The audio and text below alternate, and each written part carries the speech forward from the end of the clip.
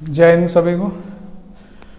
हम लोग SSC GD, CHSL और एसएससी सीजीएल के लिए आपका जो स्टैटिक का पोर्शन पूछा जाता है आपके एग्ज़ाम में, स्टैटिक से रिलेटेड जो भी क्वेश्चन आपके पेपर में बनते हैं उनको लेकर के एक टॉपिक आपका बनता है कि देश और संसद, यानी विभिन्न देशों की संसद और उनके नाम क्या हैं, इससे रिलेटेड एक क्वेश्चन आपके पेपर में कभी कभी पूछ लिया जाता है। तो आज से हम लोग स्टैटिक की सीरीज को स्टार्ट कर रहे हैं और स्टैटिक की सीरीज को एक एक करके एक एक टॉपिक आपको धीरे धीरे करके ख़त्म करते जाएंगे। तो अगर आप लोग पहली बार चैनल पे विजिट कर रहे हैं तो इसको सब्सक्राइब कर लीजिएगा और लाइक भी कर दीजिएगा, और अगर अच्छा लगे तो आप इसका कमेंट भी करिएगा। और आप नेक्स्ट जिस टॉपिक पे भी वीडियो चाहते हो उस पर आप लोग कमेंट करिएगा तो नेक्स्ट वीडियो आपको उस टॉपिक पे मिलेगा। तो चलिए स्टार्ट करते हैं। देश और उनकी संसद, इसको एक बार सभी लोग देख लीजिएगा जो लोग एग्ज़ाम देने जा रहे हैं। तो आपका पहला तो देश और संसद, इससे रिलेटेड जो क्वेश्चन बनता है कि किस देश की संसद को क्या कहा जाता है। तो सबसे पहले शुरुआत अगर की जाए तो भारत से करते हैं। तो भारत की संसद को अंग्रेजी में बोला जाता है पार्लियामेंट और हिंदी में हम लोग बोलते हैं संसद। एक क्वेश्चन बताइएगा आप लोग कि संसद का उल्लेख संविधान में आप लोगों को बता रखा है कि संसद का उल्लेख कॉन्स्टिट्यूशन के किस आर्टिकल में किया गया है। कमेंट करके बताइएगा संसद का उल्लेख संविधान के किस अनुच्छेद में किया गया है। तो संसद या पार्लियामेंट इंग्लिश में ये कहा जाता है भारत में, और कहाँ कहा जाता है तो ब्रिटेन में भी इसे पार्लियामेंट के नाम से जाना जाता है, और कनाडा में भी संसद को पार्लियामेंट के नाम से जाना जाता है। इसके बाद अगला लिखा हुआ है ऑस्ट्रेलिया। ऑस्ट्रेलिया में किस नाम से जानते हैं तो यहाँ पर फेडरल पार्लियामेंट के नाम से ऑस्ट्रेलिया में जाना जाता है। इसको ध्यान से याद रखिएगा, ऑस्ट्रेलिया में फेडरल पार्लियामेंट। इसके बाद अगला लिखा है डेनमार्क, और डेनमार्क में कहा जाता है फाल्केटिंग। डेनमार्क की संसद को फाल्केटिंग के नाम से जाना जाता है। इसके बाद है मलेशिया, और मलेशिया में किस नाम से तो दो नाम से, दीवान रकियात या दीवान निगारा के नाम से जाना जाता है। दो नामों से जाना जाता है, दीवान रकियात या दीवान निगारा।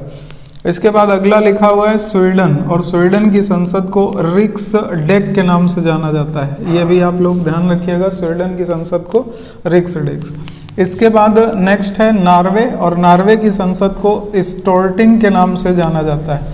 इसके बाद अगला है जापान। मोस्ट इम्पॉर्टेंट क्वेश्चन है, इसको याद रखिएगा, ये यहाँ से आपका इम्पोर्टेंट रहेगा।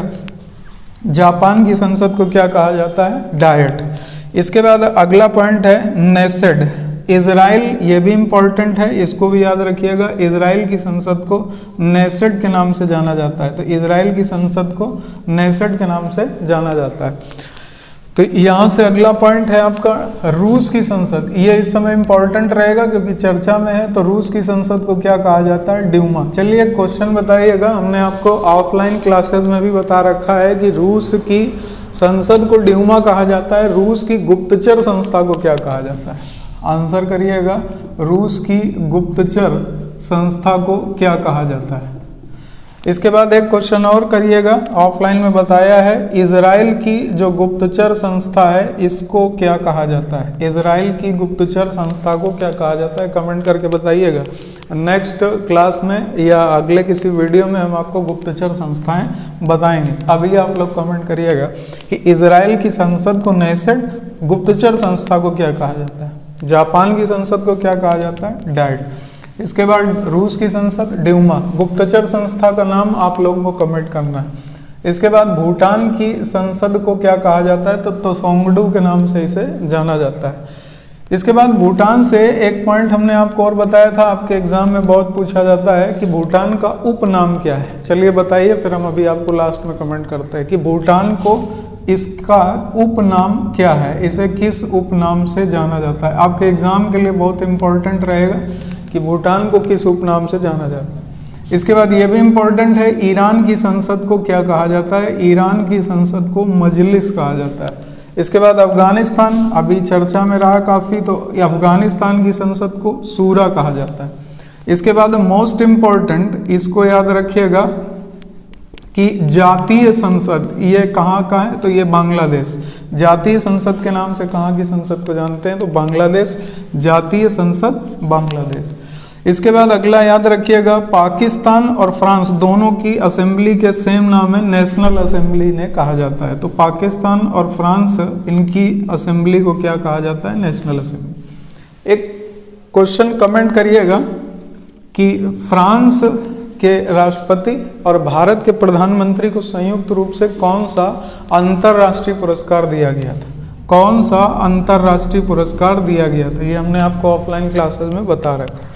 इसके बाद पीपुल्स मजलिस, पीपुल्स मजलिस ये मालदीव। इसके बाद पीपुल्स असेंबली ये कहाँ पर, तो मिस्र। इसके बाद नेशनल पीपुल कांग्रेस ये कहाँ पर, चीन। तो नेशनल पीपुल कांग्रेस के नाम से जाना जाता है चीन की संसद को। इसके बाद अगला है फेडरल असेंबली, ये कहा जाता है स्विट्जरलैंड की संसद को। इसके बाद यूएसए की संसद को कहा जाता है कांग्रेस, इसको याद रखिएगा। इसके बाद है नेशनल असेंबली, ये कहा जाता है दक्षिण कोरिया। अच्छा, नेशनल असेंबली और कहाँ पर है, तो नेशनल असेंबली पाकिस्तान, फ्रांस और इधर आपका दक्षिण कोरिया, ये भी याद रखिएगा। इसके बाद सुप्रीम पीपुल असेंबली ये कहाँ पर है, तो ये उत्तर कोरिया की संसद को कहा जाता है। राष्ट्रीय कांग्रेस यानी नेशनल कांग्रेस किसे कहा जाता है, तो अर्जेंटीना की संसद। अभी आप लोगों ने पढ़ाई है करंट अफेयर्स में कि फीफा 2022 ये किसने जीता है, तो ये जीता है अर्जेंटीना ने। अच्छा, एक कमेंट करिएगा, फीफा 2022 कौन से नंबर का है, इसका नंबर क्या है, ये आप कमेंट करके बताइए इसका नंबर। इसके बाद अगला है मजलिस अल शूरा, इसको याद रखिएगा, काफ़ी बार एग्जाम में पूछा गया है, सऊदी अरेबिया। तो ये इंपॉर्टेंट रहेगा, इसको विशेष रूप से ध्यान रखें। इसके बाद सीनेट ये चिली। इसके बाद है खुरल, ये कहाँ का, तो मंगोलिया। इसके बाद है वुड्स हेग, ये जर्मनी। और इसके बाद है कार्टेस, ये कहाँ पर, स्पेन। तो इनको आप याद रखिएगा और जो क्वेश्चन पूछे हैं इनको कमेंट करिएगा, तो हम नेक्स्ट वीडियो में आपको इनके आंसर देंगे। ये आप कमेंट करेंगे तो हम उसी के नीचे आपको आंसर दे देंगे। मेन हमने इम्पोर्टेंट आपको बता दें, तो इम्पोर्टेंट वाले में आप इसको याद रखिएगा, डाइट, नेसेड, ये दो आप यहाँ पर याद रखिएगा। इसके बाद जातीय संसद, ये मोस्ट इम्पॉर्टेंट है। इसके बाद नेशनल असेंबली, इसको भी याद रखिएगा, अभी जिनके एग्जाम है वो खास तौर पे याद रखें। रूस की ड्यूमा, ये भी इम्पॉर्टेंट है, इसे भी याद रखें। ईरान की मजलिस, ये भी इम्पॉर्टेंट होगा, इसको भी याद रखें। और यहाँ पर मजलिस अल शूरा, ये कहाँ पर, तो सऊदी अरेबिया।